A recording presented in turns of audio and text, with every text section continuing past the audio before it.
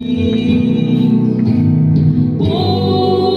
amor, sua vida entregou, meu Senhor.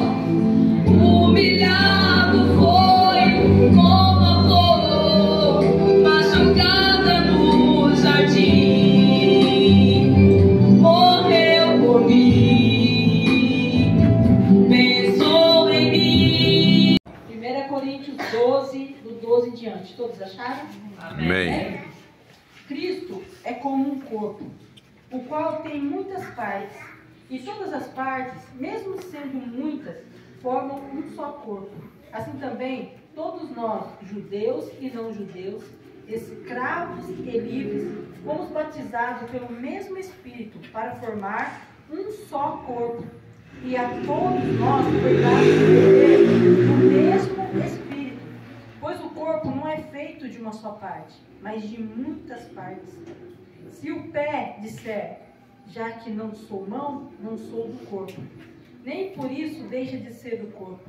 Se o ouvido disser, já que não sou olho, não sou do corpo, nem por isso deixa de ser do corpo. Se o corpo todo fosse olho, como poderíamos ouvir? E se o corpo todo fosse ouvido, como poderíamos verá? Assim Deus colocou cada parte diferente do corpo conforme Ele quis. Se o corpo todo fosse uma parte só, não existiria corpo. De fato, existem muitas partes, mas um só corpo. Portanto, o olho não pode dizer para a mão, eu não preciso de você. E a cabeça não pode dizer para os pés, não preciso de vocês. O fato é que as partes do corpo que parecem ser as mais fracas são as mais necessárias, e aquelas que achamos menos honrosas são as que tratamos com mais honra. E as partes que parecem ser feias recebem um cuidado especial, mais especial que as outras. Bonitas, não precisam. Foi assim que Deus fez o corpo, dando mais honra às partes menos honrosas.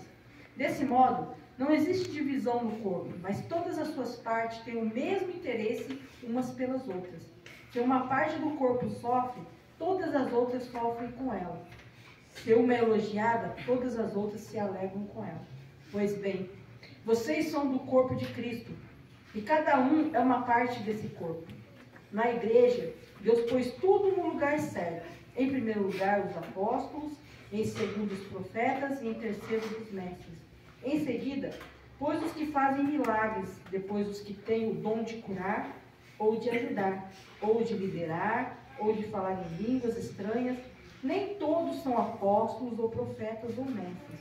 Nem todos têm o dom de fazer milagres, nem de curar doenças, nem de falar em línguas estranhas, nem de explicar o que essas línguas querem dizer. Por isso, se esforcem para ter o melhores dos dons. Porém, eu vou mostrar a vocês o caminho que é melhor de todos. Eu poderia falar todas as línguas que são faladas na terra, e até no céu, mas se não tivesse amor, as minhas palavras seriam como o som de um bumbo, ou como o barulho de um sino. Poderia ter o dom de anunciar mensagens de Deus, ter todo o conhecimento, entender todos os segredos e ter tanta fé, que até poderia tirar as montanhas do seu lugar, mas se eu não tivesse amor, eu não seria nada. Poderia dar tudo o que tenho e até mesmo entregar o meu corpo para ser queimado, mas se eu não tivesse amor, isso não me adiantaria nada. Quem ama é paciente e bondoso, quem ama não é ciumento, nem orgulhoso, nem vaidoso. Quem ama não é grosseiro, nem egoísta, não fica irritado, nem guarda mágoas. Quem ama não fica alegre quando alguém faz uma coisa errada, mas se alegra quando alguém faz o que é certo. Quem ama nunca desiste, porém suporta tudo com fé, esperança e paciência. O amor é eterno. Existem mensagens espirituais, porém elas durarão pouco. Existe o dom de falar em línguas estranhas, mas acabará logo. Existe o conhecimento, mas também terminará. Pois os nossos dons de conhecimento e as nossas mensagens espirituais são imperfeitos, mas quando vier o que é perfeito, então o que é imperfeito desaparecerá. Quando eu era criança, falava como criança, sentia como criança e pensava como criança. Agora que sou adulto, parei de agir como criança. O que agora vemos é como uma imagem imperfeita no espelho embaçado. Mas depois veremos face a face. Agora o meu conhecimento é imperfeito, mas depois o conhecerei perfeitamente, assim como sou conhecido por Deus. Portanto, agora existem essas três coisas: a fé, a esperança e o amor. Porém, o maior delas é o Glória a Deus. Glória a Jesus. Aleluia. Aleluia. Às vezes, a gente está passando por algumas provas, a gente está passando por algumas lutas. Estamos dentro da igreja, servindo a Deus, buscando a Deus, e mesmo assim, a gente ainda está passando por lutas e dificuldades. É porque ainda não conseguimos entender a obra de Deus na nossa vida. Ele não morreu naquela cruz lá em vão, gente. Ele não chamou você, tirou você lá do mundo e trouxe você para dentro da casa dele, para a obra dele, em vão. A partir do momento que todos nós conhecemos a palavra, temos um dom de Deus na nossa vida. Nós temos que entender que nós temos uma obra de Deus para fazer através da nossa vida. Ah, pastora, mas eu não sei falar, eu não sei não sei o quê, eu não sei aquele outro, eu acho que não sou nada, não posso fazer nada. Quem vai te aperfeiçoar é Deus. É Ele que vai mostrar para você o chamado que Ele tem na sua vida. Mas as pessoas deixam ser enganadas pelo diabo. Aí acontece um monte de coisa na vida dela, derrotas, doenças, enfermidades, porque ainda não entendeu o chamado de Deus para a sua vida. Você não pode achar que você está vindo na igreja anos, meses, dias e não mudou nada na sua mente, no seu coração, na sua atitude. Você foi chamado, escolhido para dar frutos para Ele. Quando Ele morreu lá na cruz pelo seu pecado, para a sua salvação, é para que você trabalhe para Ele. Sabe por que eu estou falando isso? Essa semana eu orei para o Senhor, eu falei, mas Senhor, eu não tenho nada para falar para a igreja. Tem um tempo eu sei que Deus está quieto. E eu orei, e quando eu dormi, eu sonhei que eu estava aqui dentro da igreja, eu tinha colocado todas as coisinhas, tudo em partilheira, tudo certinho, dentro de caixa, dentro, tudo arrumadinho, tudo certinho. Aí Deus falou para mim, chama o povo para te ajudar. E eu peguei e chamei. Mas ficaram dentro da igreja que nem uma barata tonta. Desfizeram todas as caixas que eu tinha arrumado, carregaram uma coisa para cá, carregaram outra para lá. E eu falei assim, mas Senhor, Ele falou assim, não há mudança neles. Não há um comportamento cristão reto, digno. Estão tudo como umas baratas tontas, perdidos ainda na obra que eu tenho para eles. A igreja, todos nós somos um membro de um corpo. Glória a Deus. Se só uma mão trabalha e a outra fica sentada, uma alma se perde, uma vida se perde. E nós vamos ter que prestar conta para Deus. Porque você foi chamado para fazer a obra dele. Como que você participa todo mês do corpo, do sangue dele, revestido do poder dele, e você não faz nada para ele? Fica perdido, a obra está perdida, está sozinha. Quando um deixa de louvar, atrapalha o outro. Quando um deixa de fazer aquilo que Deus escolheu você para fazer dentro da igreja, você atrapalha o outro. E a igreja vai sendo atrasada naquilo que Deus tem para fazer. É isso que Deus quer. Mudança nossa, não é mudança aparência, mudança no nosso coração, de atitude. Servir a Ele como Ele quer. O nosso Pai, Ele nos escolheu para que nós vá e dê frutos para Ele.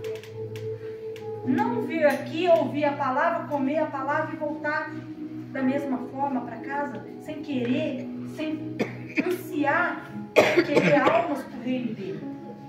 Quando eu deixo de fazer isso, a minha vida vai atrasando. Sabe? Aquilo que eu estava lá na frente, volta lá atrás, tudo de novo. Mas quando eu vou caminhando com Ele, fazendo a vontade dEle, eu vou lá adiante, né? Eu vou na caminhada.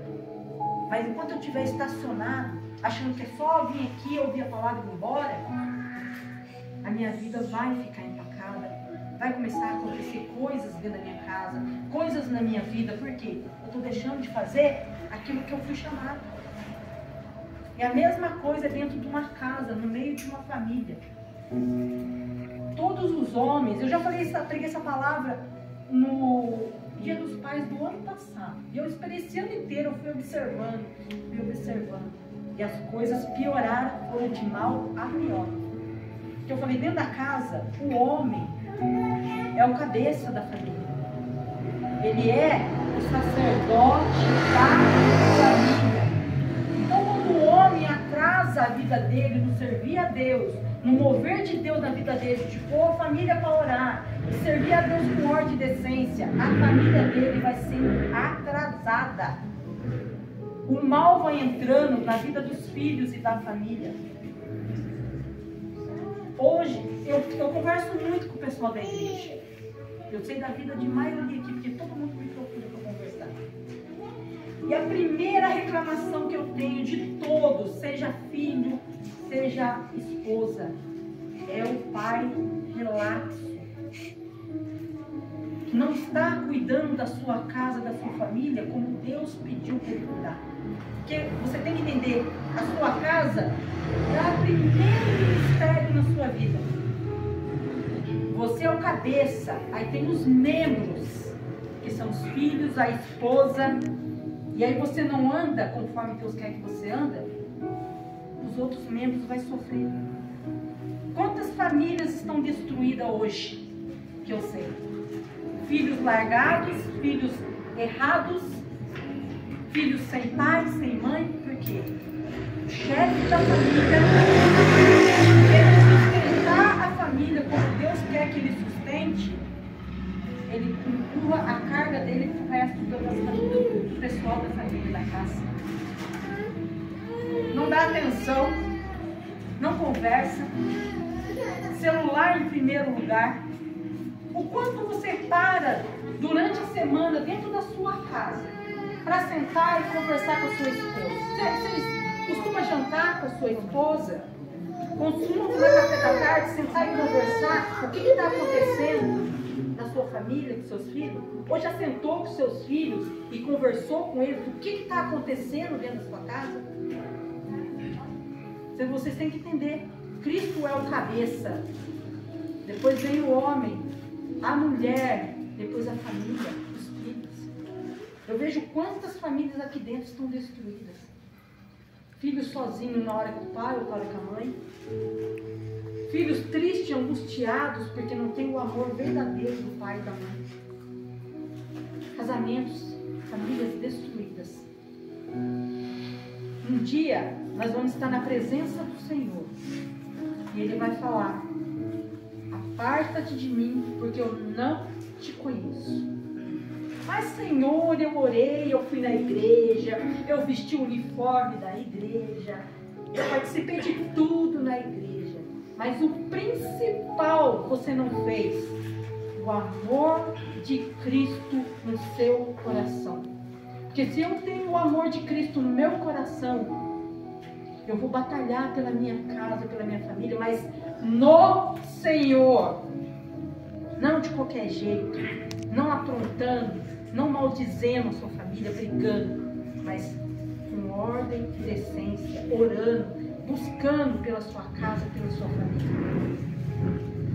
É sério, gente. Como que vocês, homens, vão ensinar seus filhos a ser homens? Suas filhas a respeitar, a ter um marido respeitado, se vocês não estão cumprindo o propósito de Deus na vida de vocês?